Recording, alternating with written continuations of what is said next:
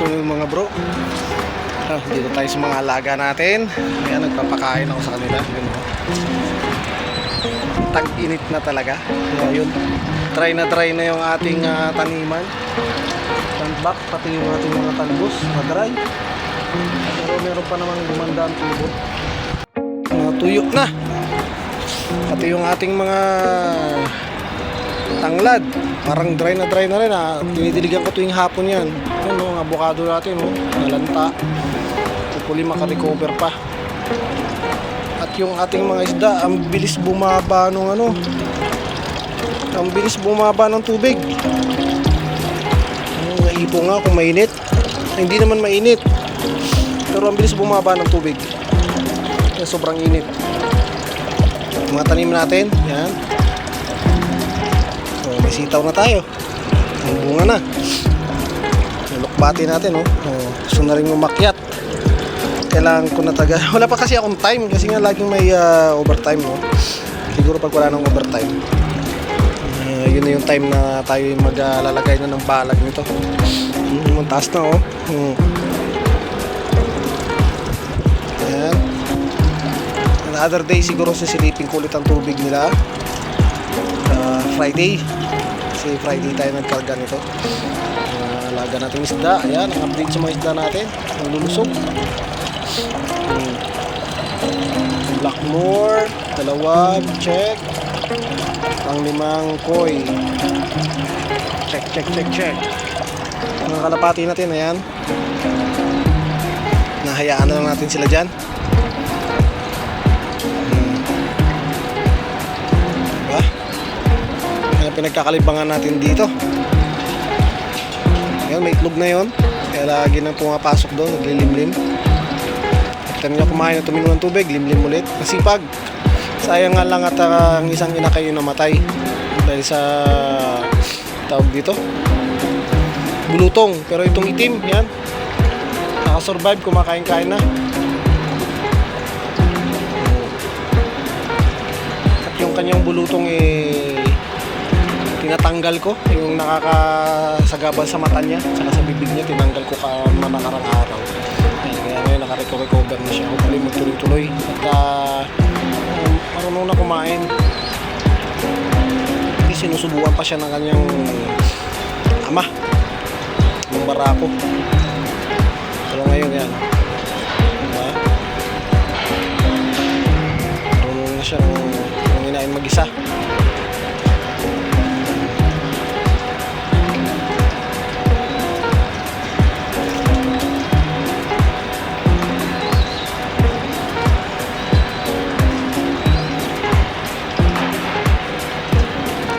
Ang laking barako yan, parang barako siya, malaki ang katawan, malaking barakong itim yan pagkasakasakali. Mabuhay, hopefully mabuhay. Ayan, naglinis-linis tayo nito mga karang kasi nagkalat ang langis, ang diesel umabot na rito, kaya yan, linis-linis tayo. Yun nga, ang natin sa ating mga tanim, medyo na dry, gusto. Tag-init na kasi, sobra. Kaya ganyan. Pidiligan ko ngayong hapon, babasahin ko ng purong-puro yung basang-basa. Pag kinahaponan ulit, tuyong-tuyo na. Yung mga kalapati natin dun sa bintana ay malalaki na rin.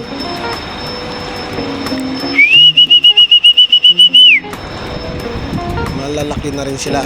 Ayan, huli makarecover yung ating team na yan. At yung may bagong pisa tayo ron, magpakain. Sipag din naman magpakain pala. Hopefully mabuhay.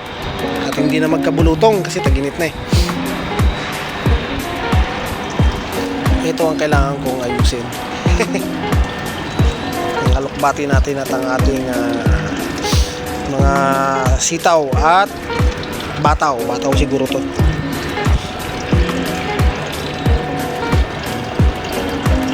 Magdadagdag siguro tayong tubig bukas. Hindi na yun. Bukas siguro dagdagan ko ng tubig yan. At ito, magdidiligan natin to. Basahin natin to ang gusto. Mukhang yung dilig ko sa kanila mukhang kulang pa Pero may yan sa ilalim, may kahoy yan, kaya sure ako na moist ang ilalim yan, basa.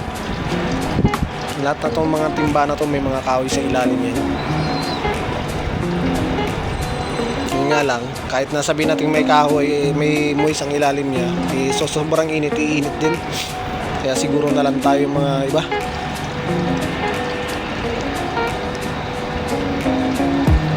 Mga alaga natin yung dalawang pichon, malagi na ko nang nakikita rito. Pero yung mga magulang nila, hindi ko alam kung nangitlog na ulit ba rito. Simula nung namatay yung kanilang anak, parang hindi na ata. Kung hindi natin ito nangitlog, hindi ko na ganong napapansin. Pero kahapon nung pa kayo kung dito kung hindi na rito pumambay, wala rito ngayon. Nakasa iba ng itlog na. Yun naman yung mga bihag lang.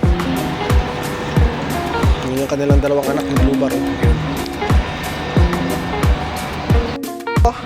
Wala pa rin itlog to. Pa rin ang itlog. Yung ating itim na tinadtad ng bulutong ang mukha. Nakaka-recover na. Meron na rin manginain. Isa. Parang hindi niya nakikita yung pagkain niya. Kasi nga, malit na lang yung buka ng mata. Tinanggalan ko nga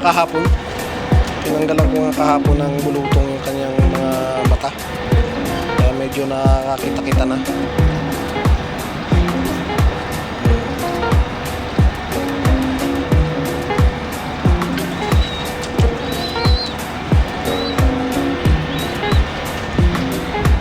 Yan, magdidilig muna siguro mo ako. Ay, papakain muna pala tayo ng ating papakain muna tayo ng ating isda.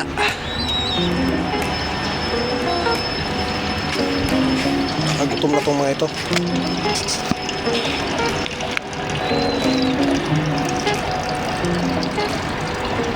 Ating mga isda, papakainin natin.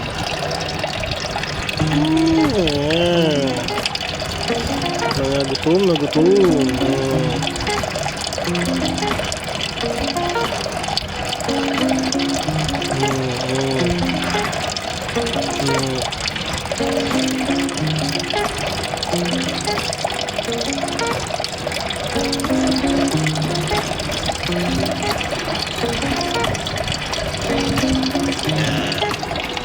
Bumaba na yung tubig nila ng gusto.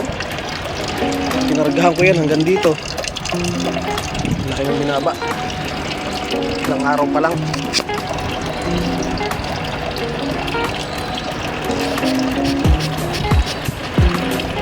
Alright, magdidilig na lang ako. Na tayo magpakain at magdilig sa ating pinagkakalibangan dito. Ating mga isda. At sa mga tanim sa atin dyan. At sa mga kalapati. Shout out nga pala kay sa brother natin si Kenneth Murillo at sa kanyang pamilya. Ingat dyan, Brad. Pag nagbakasyon ako, punta ko yung area mo para makabili rin ako ng manok sa'yo. Sana may darag ka kasi yun ang plano ko, darag yung team chicken. Okay? Ito na lang po ang lahat at God bless us all. Bye-bye!